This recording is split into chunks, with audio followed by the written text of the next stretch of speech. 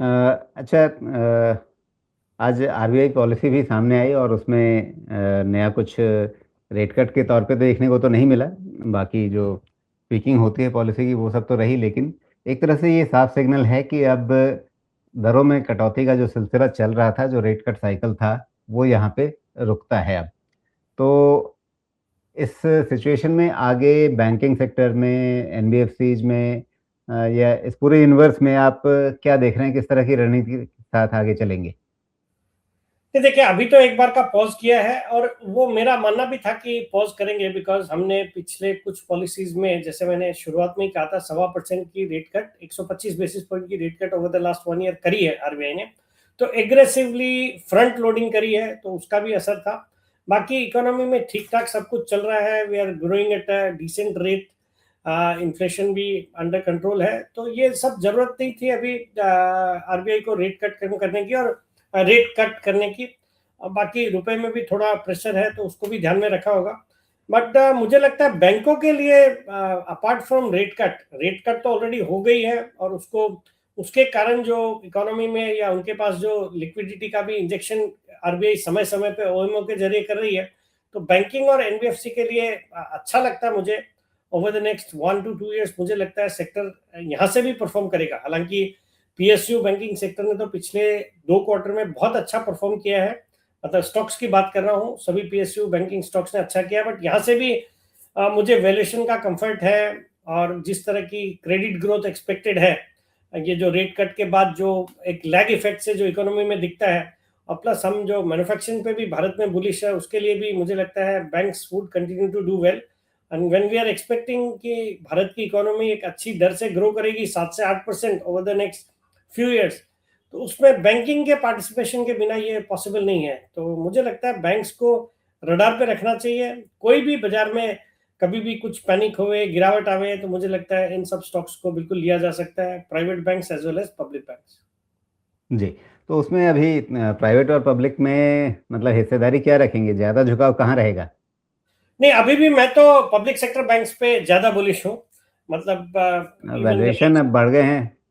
हाँ नहीं, पहले जितने सस्ते नहीं रहे, बट अभी भी प्राइवेट बैंक्स के कंपैरिजन में सस्ते हैं। मतलब अपने खुद के हिसाब से देखें तो पहले से थोड़े बढ़ गए हैं, तो वैल्यूएशंस थोड़े बढ़ गए हैं।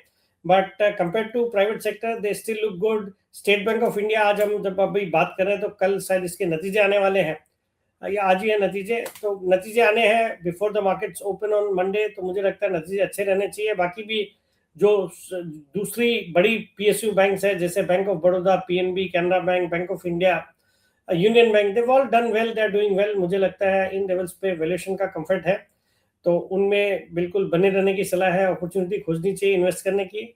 इवन प्राइवेट बैंकिंग स्पेस में भी कोटक बैंक पसंदीदा है, फिर आपके आईसीआईसीआई बैंक, एचडीएफसी बैंक, अब थोड़ी बहुत गिरावट इन दिनों में आई है, उसके बाद वो भी अच्छे लगने लगे हैं।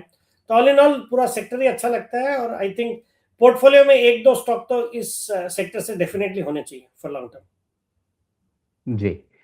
तो अभी अगर मैं आपसे पूछूं कि ठीक है, मुझे पोर्टफोलियो में सारे बैंक तो भर के रख नहीं सकते, दो पीएसयू बैंक, दो प्राइवेट बैंक, और उसमें भी क्या मिड कैप और लार्ज कैप जैसा कोई कॉम्बिनेशन बनाना है, या सारे लार्ज कैप बैंक पीएसयू से भी और प्राइवेट से लेकर के बैठे तो चलेगा? नहीं, देखिए, ये तो अभी मैंने इतना लंबा बोला है बैंक पे, उसमें नाम भी बताई दिए, तो मुझे स्टेट बैंक ऑफ इंडिया अभी भी अच्छा लगता है, सेफ्टी और रिटर्न के हिसाब से भी। और तो पीएसयू बैंक्स में एक स्टेट बैंक ऑफ इंडिया को रख सकते हैं, और दूसरा मुझे इन लेवल्स पे कैनरा बैंक अच्छा लगता है, 145-46 के लेवल्स पे है। जी। थोड़ा अभी रिजल्ट के बाद करेक्ट हुआ है, 160 के आसपास के हाइस थे, वहां से करेक्ट किया। मुझे लगता है कैनरा बैंक को ऐड कर सकते हैं, ये दोनों ठीक लगते हैं। और बाकी जी। प्राइवेट बैंकिंग स्पेस से मुझे कोटक बैंक, जैसे मैंने पहले भी कहा, कोटक बैंक अच्छा लगता है।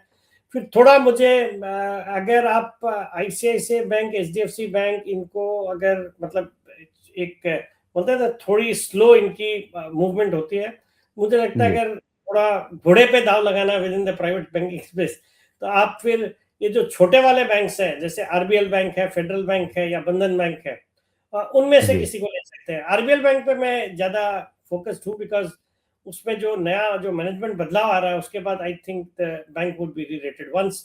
इसका भी जो प्रॉपर अप्रूवल है आरबीआई से, अभी अप्रूवल पेंडिंग है, किस दिन ये आएगा, फिर वो जो मैनेजमेंट चेंज की, जो री-रेटिंग की स्टोरी प्ले आउट होएगी, एंड आई एम जी। Sure RBL bank will do well.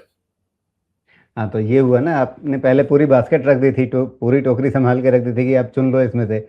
अब आपसे चुनवाया ना हमने कि भाई एक एसबीआई लेना है और एक केनरा बैंक लेना है, कोटक लेना है, आरबीएल लेना है, ये 4 सेठी जी के चुने हुए खास पसंद वाले हैं। नहीं नहीं, आप तो राजीव जी बहुत होशियार हो, आप तो सब निकला लेते हो एक्चुअली बातों बातों में। सर, हम तो आपकी बात सुनने के लिए बैठे